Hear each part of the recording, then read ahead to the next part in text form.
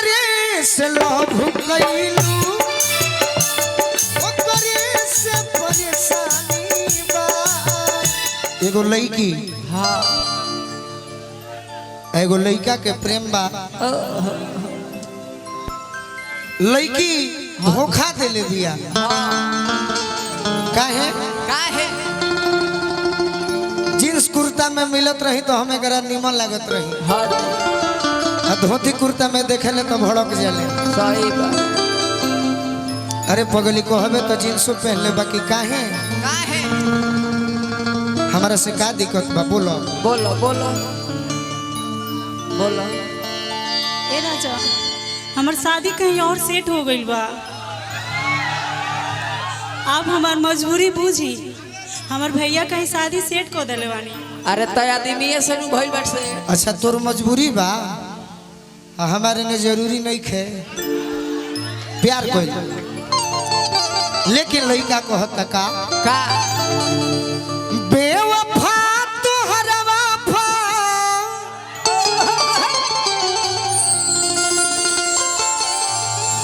नराश आइल हो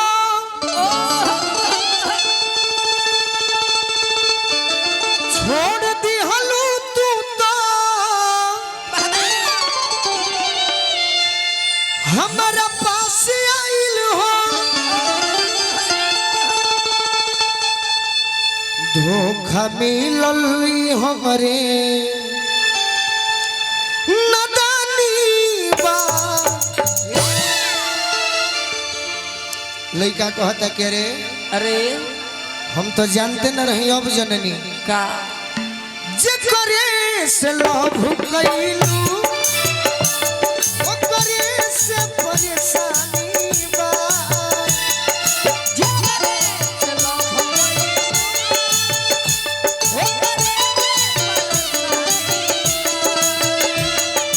जे करे से लोभ कइलू ओकरे से परेशानी बा।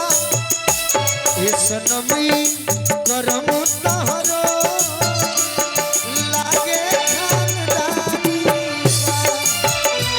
ए सनमी करम तहरो लागे खानदानी बा।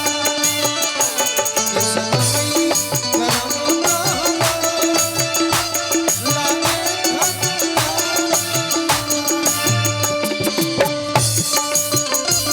जिंदगी में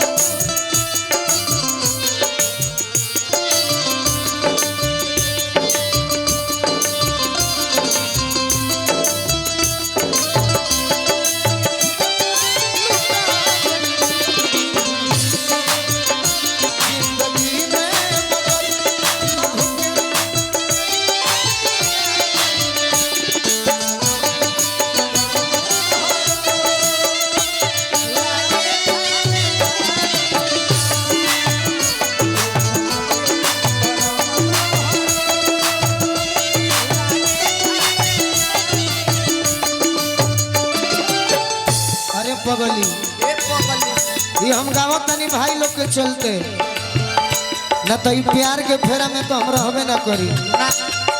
ई भाव दे तनी भाई लोग के खुशी खाती न तो हमरा के जाना करूनु। मुस्कान जी हाँ जी खैले बानी भूखाई लईखी। अरे हम खैले बानी हाँ जी भूखाई लईखी, तोहरे भरोसे राम लही में आई लईखी। आज गोलू राजा के देख के मुंह चमकावत रू तो हम तार रूप देखे खातिर खाई लईखी। आज दूसरा के पीछे लागल बाड़ू,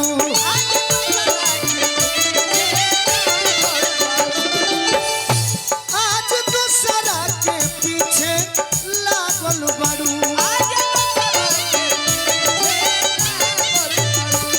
और हमरा के कइले पागल बाड़ू।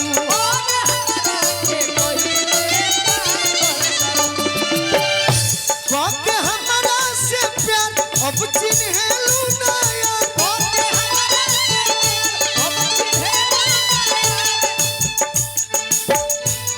इहे सोची मन में हो खतू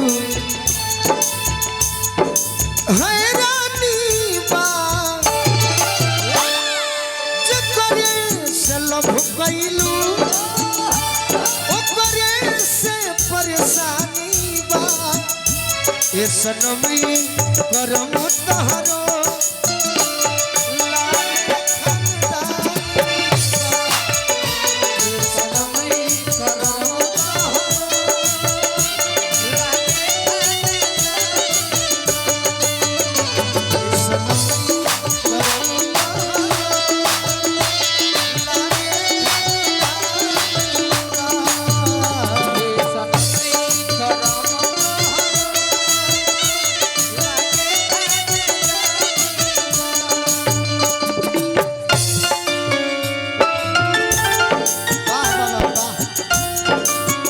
क्या बात है दीपू बाबा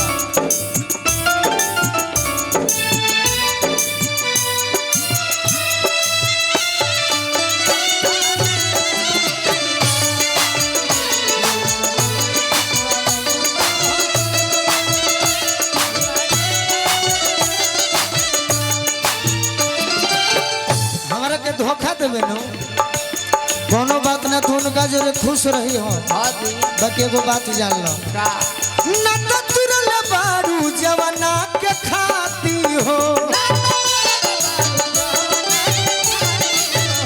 ऊ मिली न तहरा गवना के राती हो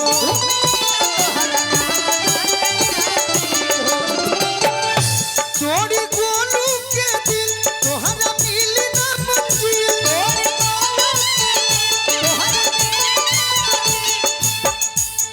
संग दिल संग बूझ जनी